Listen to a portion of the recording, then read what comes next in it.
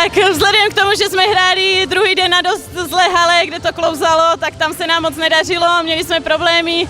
Dneska ze začátku taky trošičku jsme zaváhali a bohužel jsme se nedostali do finále, když celkem na toho soupeře jsme měli. A tak teď jsme zabojovali o 3. místo a aspoň medaili jednu vezmeme domů. Výborně, super atmosféra, super lidi, mohlo by být trošku víc triček. A jinak výborné, super organizace, akorát trošičku jsme měli problém s rozhodčíma, bo jich bylo dost málo a celý den už byli utahaní večer, takže tam už aj docela se dělali problémy potom, že neviděli, ale jinak celkově hodnotím na 1. Začali sme trochu neisto, mali sme tam zo pár zaváhaní v tých zápasoch, ale som rada, že sme to dotiahli. O to finále sme prišli vlastne, asi sme si to aj trošku, ako sa povie, posrali, ale tak aspoň to 3. miesto nás teší.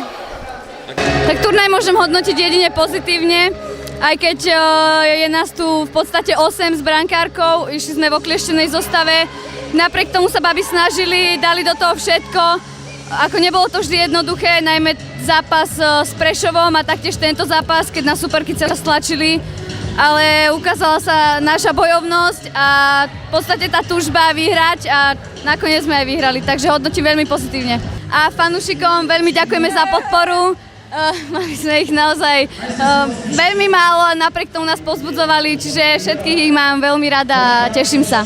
Turnaj začal veľmi zle pre nás, naša hra bola veľmi zlá, akože výsledky tomu nenasvedčovali, lebo sme všetko vyhrávali, ale hra bola fakt zlá. Postupne sa to zlepšovalo, až prišiel finálový zápas, tam sme hrali super, perfektne, až na tie padnuté góly a škoda, že sme ho nezvíťazili. Tak ďakujem babám, že sa takto dobre držali. Super zahrali, hlavne ten posledný zápas. A verím, že to bude zo zápasu na